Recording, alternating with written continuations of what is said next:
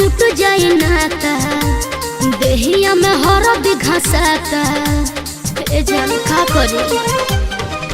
हर प्यार का टूट जाए नाता देहिया में हरद घसाता कोई से बिसराइब तोहके बड़ी याद आई हो। कोई से बिसराइब तोहके बड़ी याद आई हो।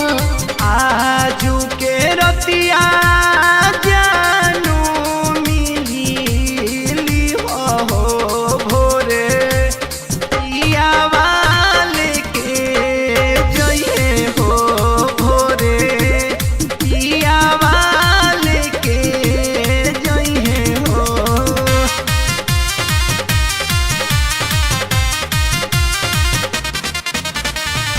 दिव्यांश स्टूडियो आरा।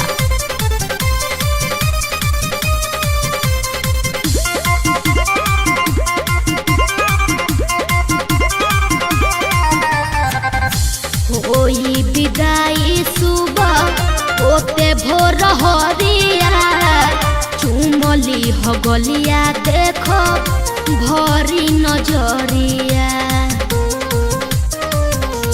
रहब पहले से हम खाड़ राहते अब तोहार झकी हो घुंघूटा हटा के पर्दा डोली के उघार।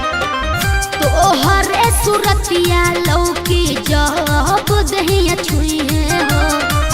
तोहरे सुरतिया लौकी जब दहिया छुए हो।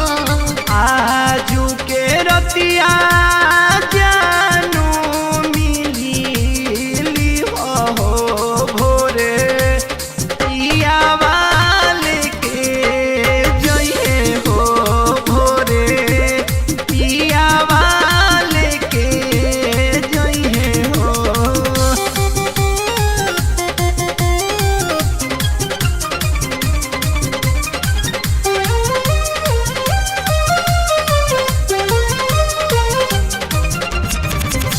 नीते सलाह गलबा तोहरा से नहिया दिल रही तोहरे भीरी ससुरा जाई देहिया।